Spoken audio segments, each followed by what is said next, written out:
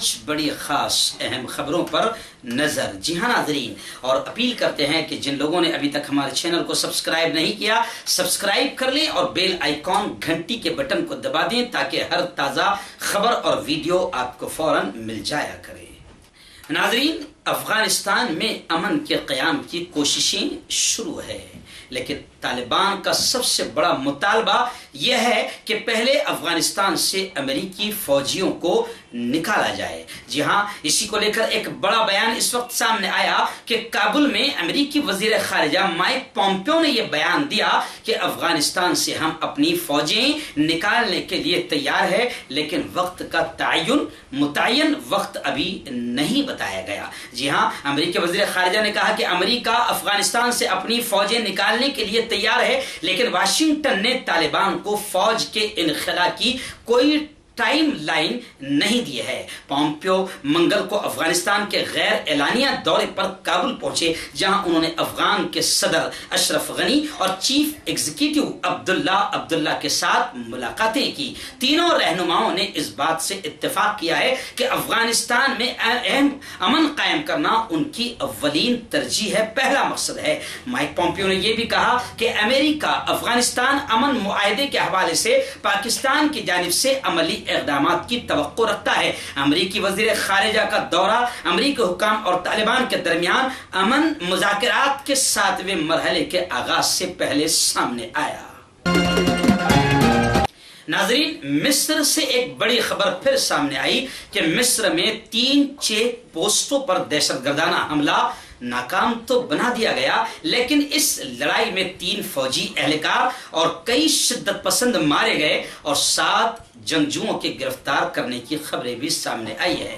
مصری فوج نے شمالی سینا میں العریش شہر میں سیکورٹی چیک پوسٹوں پر دہشت گردوں کے 3 حملے ناکام بنائے۔ بدھ کے روز صبح دہشت گردوں نے ایک ساتھ 3 مقامات پر چیک پوسٹوں پر حملے کیے، جنہیں مصری فوج نے پسپا کر دیا، ناکام بنا دیا۔ مقامی قبائلی ذریعے نے بتایا کہ العریش کے وسط میں مسلح عسکریت پسندوں نے 3 مقامات سد الوادی، الماہد اور پرانے پارکنگ اسٹینڈ پر چیک پوسٹوں کو حملے کا نشانہ بنایا۔ تاہم فوج نے ان جنگجوؤں کا ناکام مقابلہ کرنے کے بجائے زوردار انداز میں ان کا جواب دیا۔ ذرائع کے مطابق سیکورٹی فورسز اور دہشت گردوں کے درمیان خطرناک انداز میں جھڑپ ہوئی، جس میں 3 فوجی اہلکار مارے گئے اور کئی شدت پسند جنگجو ہلاک ہوئے اور 7 جنگجوؤں کو زندہ گرفتار کر لیا گیا۔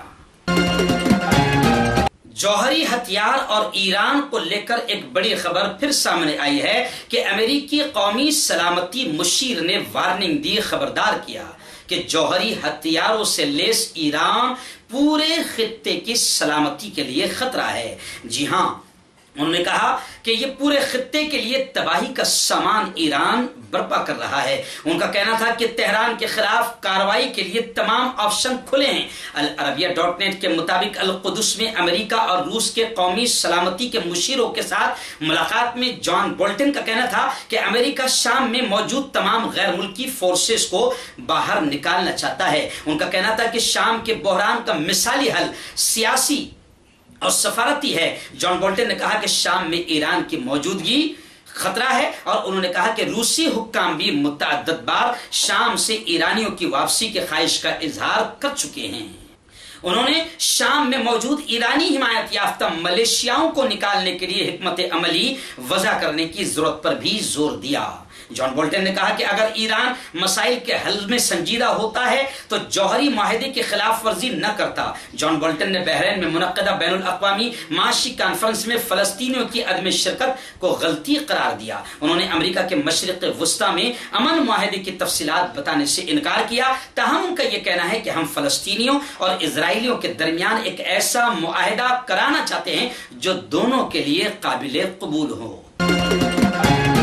ناظرین، افغان امن مذاکرات سے پہلے طالبان نے میڈیا کو دھمکی دی، ایسی بڑی خبر سامنے آئی ہے۔ جی ہاں، امریکہ اور افغانستان نے طالبان کی جانب سے افغان میڈیا کو طالبان बयानात नश्र करने पर, तालिबान के मुखालिफ बयानात नश्र करने पर हमला का निशाना बनाने की धमकी दी और मजम्मत की है। बरतानवी खबर रसा इदारे राइटर्स की रिपोर्ट के मुताबिक तालिबान की जानिब से उनकी वेबसाइट पर जारी बयान में मिलिट्री कमीशन ने खबरदार किया था कि रेडियो स्टेशन, टीवी चैनल्स और दीगर मीडिया इदारों के पास तालिबान मुखालिफ बयानात नशरियात बंद करने के लिए 1 हफ्ते का वक्त है। बयान में कहा गया था कि जो इदारे ऐसी नशरियात जारी रखेंगे जो मगरिब की हिमायत याफ्ता अफगान हुकूमत की मदद कर रहे हैं, तो फिर उन्हें तालिबान हमलों का निशाना बनाएगा। अफगानिस्तान के सदर अशरफ गनी के दफ्तर की जानिब से तालिबान की धमकी की मजम्मत की गई, निंदा की गई, जिन्होंने माजी में भी मीडिया के रिपोर्टर्स और मुलाजिमीन को निशाना बनाया था।